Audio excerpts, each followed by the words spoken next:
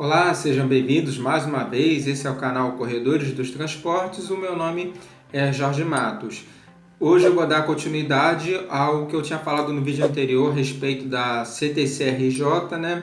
É uma continuação, porque a história dela é um pouquinho extensa, né? Agora tem só uma coisinha que eu não falei no vídeo anterior, é que a CTC ela também assumiu a concessão de serviço de bondes. Aliás, bonde não, um bonde, que foi o de Santa Teresa, porque no final da década de 1960, eu tinha falado no vídeo anterior que os serviços de bonde haviam sido desmantelados. O de Santa Teresa, ele só não foi desmantelado porque houve uma forte pressão popular em protesto para que o serviço continuasse. Então o serviço continuou e a CTC assumiu a concessão do serviço de bondes de Santa Teresa. Nessa segunda parte, então, o que eu iria falar é da CTC na década de 1970, porque a CTC, né, como eu falei no vídeo anterior, ela teve início na década de 1960, né, com os trólebus, que logo no final da década de 1960 deixaram de operar. Chegando à década de 1970, vários problemas nas frotas dos ônibus da CTC, né? Por quê? Primeiro, precisava de uma renovação, uma modernização. Isso vai ocorrer de fato só em 1975, quando a CTC comemora sua nova fase. Aí, a partir dessa nova fase, é que ela vai adotar uma nova identidade visual para os seus ônibus, com aquela cor azul. Tanto é que na época ficaram conhecidos como os azulões do Rio de Janeiro, os ônibus da CTC. Então houve modernização, adquiriram ônibus novos, criaram novos tipos de serviço e também a CTC ela vai começar a operar em linhas intermunicipais, até mesmo fora do município do Rio de Janeiro. Começou a operar também no Norte Fluminense, em Campos do Goytacazes. E a novidade é que a CTC ela vai introduzir o serviço de integração metrô-ônibus, porque foi na década de 1970 em que você vai ter a inauguração dos primeiros trechos da linha do metrô do Rio de Janeiro. Com isso, a CTC ela vai introduzir esse serviço metrô-ônibus e cria essas linhas que fazem a integração metrô-ônibus, que foi um delegado deixado pela CTC. Além disso, ela também vai criar linhas circulares do centro do Rio de Janeiro. Inclusive, uma das linhas hoje que foi legada da CTC é a linha 010, bairro de Fátima Central. Essa linha havia sido criada na época pela CTC. Então foi um dos legados mais importantes que a CTC deixou no Rio de Janeiro. E foi a CTC também que introduziu os primeiros ônibus articulados da cidade do Rio de Janeiro. Em caráter experimental, ela operou no bairro da Usina.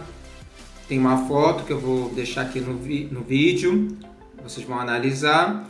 E com isso foi introduzido o serviço de novos ônibus articulados até mesmo nas linhas intermunicipais. A atuação da CTC ela foi acompanhada junto à atuação do Estado na década de 1980.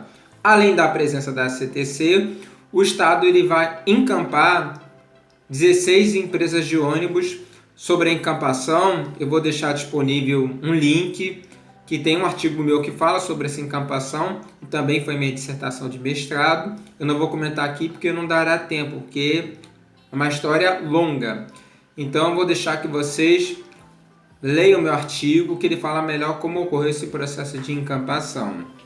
Mas enfim, mesmo após o fim do processo de encampação em 1988 no governo Moreira Franco, na época governador do estado, a CTC ela vai continuar operando no Rio de Janeiro até 1996, quando sua última linha operou nesse período, que foi a linha 261 Praça 15 Marechal Hermes. Atualmente faz o trajeto Castelo Marechal Hermes, se eu não me engano. Então, essa última linha da CTC ela foi operada pelo último ônibus articulado adquirido pela CTC.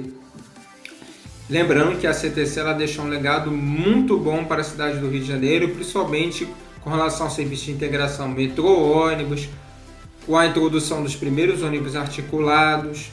A CTC ela teve um serviço muito legal durante os períodos da década de 70, 80 e 90. Hoje, onde ficava a sua garagem, atualmente não sobrou absolutamente nada. Ficava no bairro de Vila Isabel e restou apenas a sua história, para quem quer saber mais sobre a CTC. E olha que eu estou contando a CTC na década de 80 e 90, porque você não encontra vídeos que falam da sua história nesse período. Eu estou sendo o primeiro a introduzir esse vídeo. É necessário destacar o período da CTC pós 1970. Alguns não conhecem. E é triste isso, porque o período que a CTC deixou de existir é justamente o período em que o Estado ele vai passar por uma mudança na sua política.